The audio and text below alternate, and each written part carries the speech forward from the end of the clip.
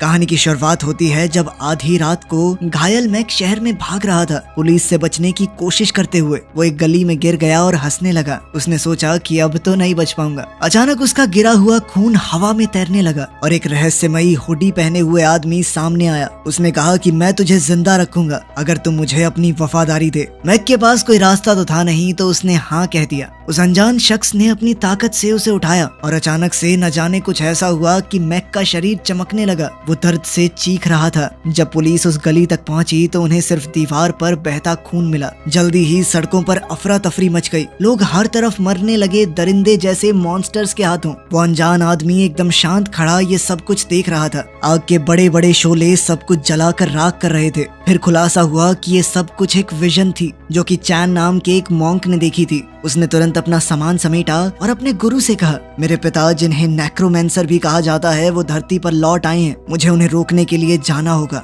तभी हम जेक नाम के एक आदमी को देखते हैं जो अपने परिवार के साथ छुट्टियां मनाने बैंकॉक आया था, लेकिन यहाँ भी उसके ऑफिस से लगातार फोन आ रहे थे। उसकी पत्नी प्रैंग ने उसे डांटा और याद दिलाया कि अपने परिवार पे भी थोड़ा ध्यान दो। जेक ने वादा किया कि अब वो पूरा ध्यान अपने परिवार पर ही देगा। जब उसने पलट कर देखा तो उसकी बेटी गायब हो गई थी। दोनों शहर के कोने कोने में पागलों की तरह उसे ढूंढने लगे। दौड़ते दौड़ते उन्हें लू मिल ही गई जो एक पुल पर चैन से बात कर रही थी। उन दोनों ने लू को डांटा अकेले भागने के लिए और चैन का शुक्रिया अदा किया, लेकिन चैन पहले से ही जेक का नाम और चेहरा पहचानता था। चैन ने कहा कि हमारा मिलना तो तय है और जेक वही है जो मौत के वक्त में पैदा हुआ था जब चांद खून जैसा लाल था। उसने जेक को कीपर ऑफ द गेट्स के नाम से बुलाया और चेतावनी दी कि जेक को बड़ी मुश्किलों का सामना करना होगा और हो सकता है कि उसे सब कुछ खोना पड़े। जेक को लगा कि चैन कोई पागल आदमी है और अपने परिवार के साथ वहां से चला गया।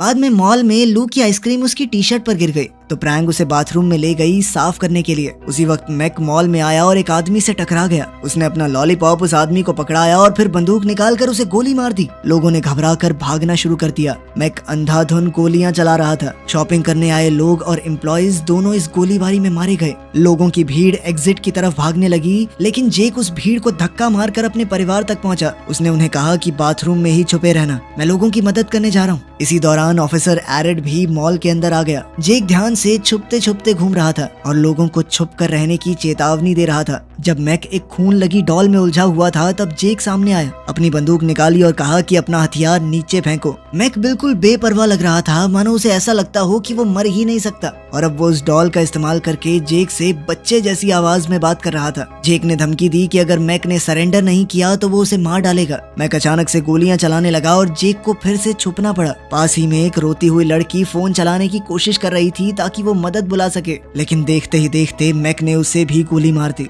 बाहर पुलिस और आग बुझाने वालों की एक पूरी टीम ने मॉल को घेरा हुआ था। जेकब मैक को पागल कहकर उसे उकसाने लगा कि इसका ध्यान तो भटके, और मौका देखकर उसने फटाक से गोली चला दी, जिसके बाद मैक घुटनों पर गिर पड़ा। एरिड उसके पीछे आ गया, लेकिन मैक फिर भी बेपरवाह लग रहा था, मानो उसके ऊपर गोली का कोई असर ही नहीं हुआ। उसने जेक का शुक्रिया किया उसे मारने के लिए, ये कहते हुए कि अब उसका काम पूरा हुआ और कीपर वापस आ चुका है। अचानक मैक का शरीर जलने लगा और वो ब्लास्ट हो गया। पूरी इमारत हिलने लगी। मॉल के ऊपर का धुआं एक दहाड़ती हुई खोपड़ी बन गया और आग शहर के हर कोने में फैलने लगी। प्रैंग लू को बाथरूम से खींचकर बाहर ले आई और दोनों भागकर निकले, लेकिन सामने एक फायर ट्रक क्रैश हो गया और लोग एक दूसरे पर हमला करने लगे। एक फायरमैन भी एक आदमी को चाकू से मार रहा था। प्रैंग और लू के पास अब कोई दूसरा रास्ता नहीं था, तो वो दोनों मॉल में वापस घुस आई। दोनों बड़े ध्यान से छुपे छुपे घूम रहे थे। उन्होंने देखा कि एक आदमी लगातार किसी का सर काउंटर पर पटक रहा था और फ्रंट डेस्क पर एक लाश पड़ी थी। अचानक एक पागल आदमी ने कोने से निकलकर उस पर हमला कर दिया। प्रैंग ने एक मैनिकन उस पर मार दिया और उसका सर प्लास्टिक के हाथ से फोड़ दिया। फिर प्रैंग और लू एस्केलेटर की तरफ भागे, लेकिन और भी पागल लोग उनके पीछे आने लगे। प्रैंग ने लू को एस्केलेटर के साइड में बैठाकर नीचे स्लाइड करवा दिया, जबकि वो खुद सीढ़ियों से आई और मैनिकन का हाथ लेकर अटैकर्स से लड़ती रही। लू नीचे पहुंची, लेकिन एक आदमी ने उसे पकड़ लिया। घबराकर प्रैंग ने तुरंत एक दुश्मन को गिराया और दूसरे को मारकर अपनी बेटी को बचा लिया। दोनों भागकर एक के पीछे एक दरवाजे तक पहुंची। तभी एक बस वहां रुकी। ड्राइवर जैसे ही बाहर निकला, तुरंत किसी और ने उसके ऊपर हमला कर दिया। लड़ाई शुरू हो गई। प्रैंग किसी तरह से अपनी बेटी के साथ बचने की कोशिश कर रही थी, लेकिन हर तरफ हिंसा, हथियार, आग और कार क्रैश हो रहे थे।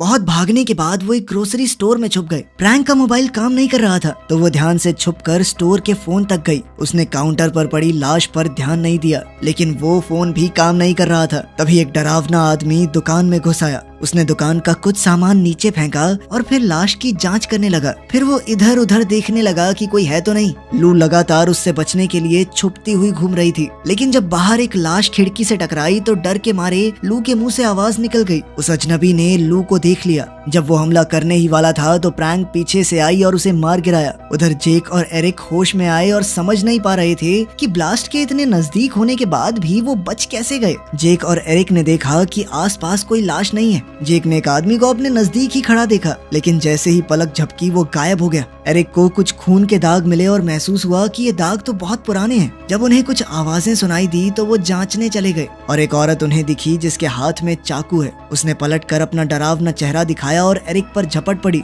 उसे चाकू घोंपकर मार डाला। जेक ने जब गोली चलाई तो गोलियों का असर ही नहीं हो रहा था। औरत ने उस पर भी हमला किया और लड़ाई शुरू हो गई। बड़ी मुश्किल से जेक ने उसका सर पटक कर उसे बेहोश कर दिया। इसके बाद जेक भागकर छुप गया, लेकिन वो औरत तुरंत समझ गई और उसे ढूंढने लगी। अचानक उसके हाथ पांव लंबे हो गए और वो छत पर चलने लगी। जेक छुप छुप कर घूम रहा था, लेकिन उस औरत ने उसे ढूंढ कर खींच लिया। जेक ने फिर से गोली चलाई, लेकिन उस अजीबोगरीब औरत पर कोई असर नहीं हुआ और अब वो जेक को भी चाकू से मारने की कोशिश करने लगी। घबराकर जेक ने जोर लगाकर उसे धक्का दिया और फिर से भाग निकला। वो दौड़कर जल्दी से बाथरूम में गया, लेकिन उसे अपना परिवार वहाँ पर नहीं मिला। मॉल के बाकी हिस्सों में ढूंढते हुए जेक ने देखा कि सारा खाना सड़ चुका था। तभी उस औरत ने फिर से हमला कर दिया। जेक ने उस पर कुर्सी से हमला करके वहाँ से निकलने की कोशिश की। उस औरत ने तुरंत उसका रास्ता रोक लिया तो जेक ने आसपास लटके हुए तार पकड़ के उसे बांध दिया और सजावट की एक चीज से कस दिया। उसने उस औरत के ऊपर कई बार किए, लेकिन असर नहीं हुआ तो वो उसे वहीं छोड़कर भाग गया।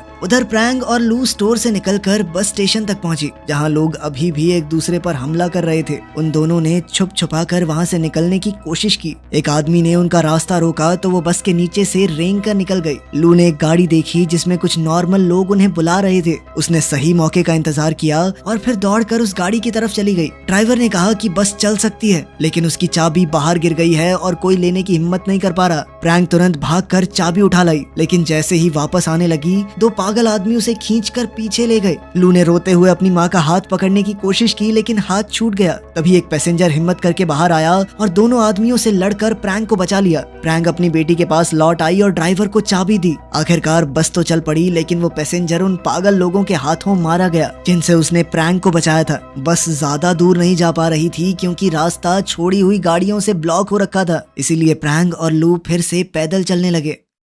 कुछ देर बाद वो अपने होटल तक पहुंची, लेकिन वहाँ भी लाशें ही लाशें मिली। जब वो ऊपर गई तो देखा एक आदमी एक औरत से लड़ रहा है और फिर उनकी तरफ आने लगा। प्रैंक ने एक ट्रॉली बैग को शील्ड की तरह इस्तेमाल करके उस हमलावर को धक्का देकर गिरा दिया। कॉरिडोर के अंत में उन्हें एक और आदमी नजर आया। प्रैंक ने एक बोतल उठाई और उसके सर पर दे मारी। फिर वो और लू अपने कमरे तक पहुंचे और वहाँ अंदर घुसकर उन्होंने चैन की सांस ली। जब उन्होंने खिड़की से बाहर देखा तो पूरा शहर आग में जल रहा था। प्रैंक कमरे का फोन ट्राई करने लगी, लेकिन वो भी काम नहीं कर रहा।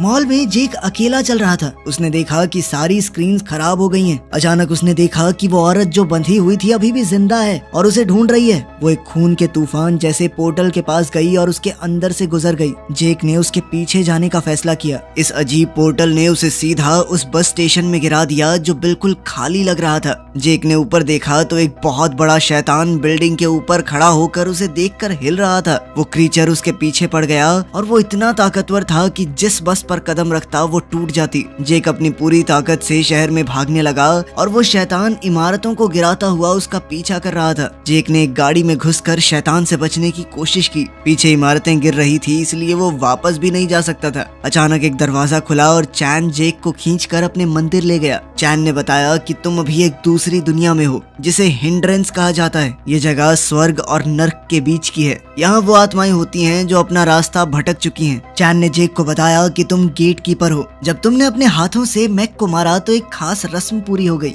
इस सब के पीछे मेरे पिता नेक्रोमैंसर का हाथ है। उसने ही मैक को वो शक्तियां दी और फिर जब गेट कीपर यानी तुमने उस पर हमला किया तो शर्त पूरी हो गई कि नर्क के दरवाजे तभी खुलेंगे जब गेट कीपर किसी आत्मा को खत्म करेगा। और अब डीमंस धरती पे लोगों के शरीर पर कब्जा करने लगे हैं। चैन ने उसे समझाया कि चलो तुमने गेट खोल दिया, लेकिन तुम्हारे पास इसे बंद करने की ताकत भी है। तुम गेट कीपर हो। जेक को अभी भी उसकी बातों पर यकीन नहीं हो रहा था, जिस पर चैन कहने लगा कि तुम खूनी चांद के नीचे पैदा हुए थे, तुम्हारी माँ जन्म देते ही मर गई थी, है ना। जेक ये सब समझ नहीं पा रहा था, उसे सिर्फ अपने परिवार की फिक्र हो रही थी। चैन ने उसे समझाया कि देखो गेट बंद करना पड़ेगा सबसे पहले, तभी तुम अपने परिवार और पूरी दुनिया के लोगों को बचा सकोगे। लेकिन उनके पास ज्यादा वक्त नहीं है, क्योंकि वो डीमन हर एक आत्मा को खाकर और भी शक्तिशाली हो रहा है। सबसे पहला कदम है मैक को ढूंढना।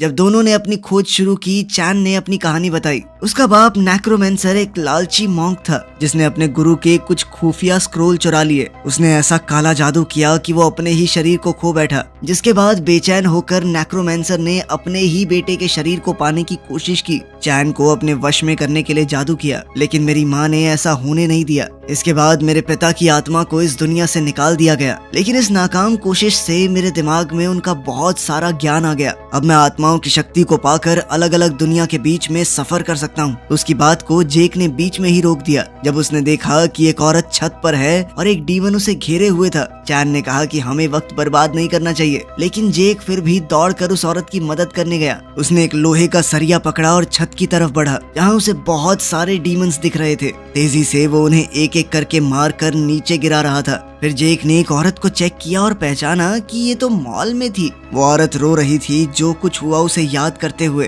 वो पछता रही थी कि उसने अपने पति को धोखा दिया। यही वजह थी कि उसकी आत्मा अभी भी भटक रही है। तभी अचानक एक बड़ा सा डीमन पास आया और बिल्डिंग को तोड़ना शुरू कर दिया। जेक ने उसे देखकर लड़की का हाथ पकड़ा और उसे खींचकर भागने लगा, लेकिन डीमन ने लड़की को पकड़ लिया और उसे खा गया। डीमन के चले जाने के बाद जेक फिर से चैन से मिला। उसने चैन को बताया कि लड़की को खुद भी पता नहीं था कि वो मर चुकी है। जेक को याद आया कि मॉल में जो धमाका हुआ था वो बहुत बड़ा था। अब उसे लग रहा था कि वो खुद भी मर चुका है और वो भी ये बात नहीं जानता। चैन ने बताया कि ये एकदम सच है। ये सुनकर जेक टूट गया, अपने परिवार के बारे में सोचकर रोने लगा। चैन ने उसे समझाया कि वो एक खोई हुई आत्मा बन गया है, लेकिन अभी सब कुछ खत्म नहीं हुआ। तुम खास हो अभी भी धरती पर जा सकते हो एक कवच का इस्तेमाल करके। जेक और चैन जब शहर पार कर रहे थे, उन्हें एक उड़ता हुआ राक्षस उनका पीछा करता हुआ दिखा। वो दोनों तुरंत एक बिल्डिंग के अंदर दौड़े, लेकिन वहाँ और भी ज्यादा राक्षस मौजूद थे। उनका पीछा कर रहा वो राक्षस भी उनके पीछे ही लैंड हुआ। जब राक्षसों ने हमला किया तो चैन ने अपनी मार्शल आर्ट्स की कला का इस्तेमाल करके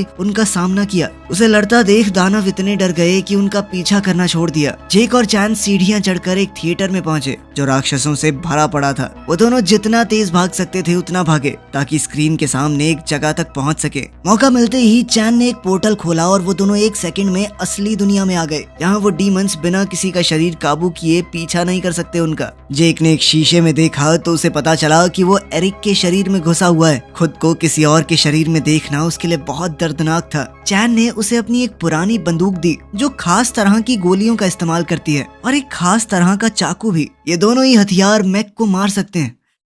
इसी दौरान मैक ने जेक के शरीर को अपने वश में कर लिया था। वो इस शरीर का इस्तेमाल करके होटल के कमरे में प्रैंक के पास पहुंचा। प्रैंक और लू को जेक की बहुत चिंता हो रही थी, लेकिन मैक को उनसे बात करना नहीं आ रहा था। वो सिर्फ मन में अपने असली रूप को घूर रहा था। लू उससे कई सवाल पूछ रही थी तो मैक ने उसे मॉल में मिली जली हुई डॉल निकाल ली। अचानक कमरे का फोन बजने लगा और मैक ने खुशी से कॉल उठा लिया। साथ ही वो कुछ लिखने लगा। जब तक चैन और जेक कमरे में आए तब तक मैक और जेक का परिवार दोनों गायब हो चुके थे। वहाँ पर सिर्फ वो डॉल थी। चैन को फोन के पास मैक का नोट मिला। तभी जेक को लू की चीख सुनाई दी। वो मदद के लिए चिल्ला रही थी। उसने खिड़की से देखा कि लू पूल के पास है और वो तुरंत होटल से बाहर दौड़ गया। प्रैंक और लू उसे देखकर डर गए, क्योंकि उन्हें लगा कि ये अजीब सा आदमी जिसे हम जानते भी नहीं इतना फ्रैंक क्यों हो रहा है हमारे साथ। इसी मौके का फायदा उठाकर मैक ने जेक को पीछे से मारा और नीचे गिरा दिया। फिर मैक ने जेक को दबाकर पकड़ लिया और कहा कि वो उसकी जिंदगी और उसका परिवार दोनों चुरा लेगा। उसने जेक से ये भी कहा कि तू एक बहुत ही बेकार पिता और बेकार पति भी है।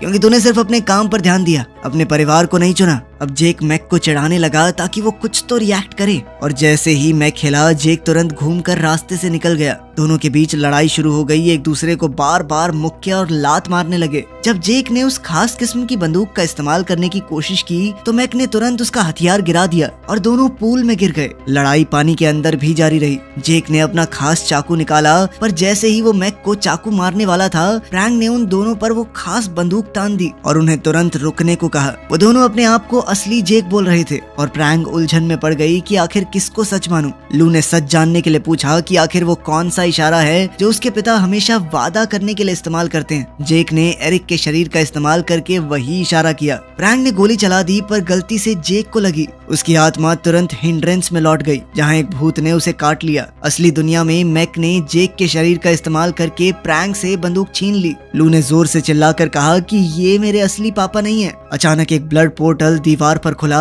और मैक ने उनसे कहा कि जल्दी से मेरे पीछे आओ। उधर हिंड्रेंस में जेक की आत्मा को चैन ने बचा लिया। उसके पास अभी भी वो चिट्ठी थी जो मैक ने होटल रूम में छोड़ी थी। पता चलता है कि मैक नेक्रोमैंसर के कांटेक्ट में है, जो उसे बता रहा था कि गेट ऑफ हेल को कैसे ढूंढना है। वो दोनों भी नेक्रोमैंसर के कहे मुताबिक जंगल में एक सुनसान घर तक पहुंचे, जहाँ एक बहुत बड़ी आग जल रही थी, जो गेट ऑफ हेल का निशान है। असली दुनिया में मैक प्रैंक और लू को उसी जगह ले गया, जहाँ उन्हें एक मास्क वाला आदमी मिला जो असल में नेक्रोमैंसर है। वो बड़ा राक्षस अभी भी वहीं है। जेक और चैन छुपते छुपाते सही जगह तक पहुंचे और चैन ने एक नया पोर्टल खोला। नेक्रोमैंसर ने लू के शरीर को हवा में उड़ाकर उसे गेट के ऊपर लटका दिया। वो उसे मारने की तैयारी करने लगा ताकि उसका काला जादू पूरा हो जाए, पर उसी वक्त जेक ने वहां आकर उसे रोक दिया। लड़ाई शुरू हुई और अचानक ही वहां मौजूद एक आदमी ने जेक पर हमला कर दिया, लेकिन जेक ने अपनी जबरदस्त लड़ने की कला का इस्तेमाल करके उस खास चाकू की मदद से सबको मार गिराया। मैक भी लड़ाई में आ गया और उस खास बंदूक से जेक को मारने की कोशिश की, लेकिन जेक ने किसी तरह बचकर उसका हथियार गिरा दिया। जब वो दोनों लड़ रहे थे तो प्रैंक छूट गई और उसे गिराकर बंदूक छीन ली। उसने नेक्रोमैंसर के हाथ पर गोली चला दी ताकि वो लू को उससे बचा सके, लेकिन वो दूसरा आदमी अचानक से उस पर टूट पड़ा और उसे गिरा दिया। प्रैंक ने जमीन पर पड़ा एक छुरा उठाकर एक को घोंप दिया और जेक ने अपना चाकू दूसरे आदमी पर फेंका जो उसे पकड़ने आ रहा था। मैक भी छुरा लेकर जेक पर लगातार वार करने लगा, लेकिन प्रैंक ने बंदूक जेक की तरफ फेंकी और जेक ने उसे पकड़कर तुरंत मैक पर गोली चला दी, जिसके बाद मैक की आत्मा तुरंत हिंड्रेंस में चली गई, जहां वो बड़ा राक्षस उसे तुरंत निगल गया। इसके बाद चैन नेक्रोमैंसर के सामने आकर उसका ध्यान भटकाने लगा ताकि जेक पीछे से उस पर खास खंजर से हमला कर सके। मरने से पहले नेक्रोमैंसर ने बताया कि गेट को बंद करने का एक ही तरीका है, जेक को उसके पार जाना होगा। चैन ने समझाया कि मैंने दूसरा तरीका ढूंढने की कोशिश की थी, लेकिन कोई रास्ता नहीं मिला। जेक ने मान लिया कि अब यही मेरी किस्मत है और अपने परिवार को अलविदा कहा। उसने उनसे माफी मांगी कि मैं हमेशा अपने काम में घुसा रहा, तुम्हारे साथ और ज्यादा वक्त बिताना चाहता था मैं। उसने आखिरी बार उन्हें गले लगाया और आग के गेट की तरफ चला गया, जिसकी मदद से वो नर्क में पहुंच गया। जेक का शरीर गेट के दूसरी तरफ जाते ही जल उठा और इससे गेट बंद हो गया। दुनिया फिर से नॉर्मल हो गई और प्रैंक लू को उसकी दादी के घर छोड़ आई। प्रैंक ने ठान लिया कि वो कुछ भी करके अपने पति को वापस ला कर रहेगी। कोई ना कोई तरीका तो जरूर होगा। इसी के साथ कहानी यहीं खत्म होती है।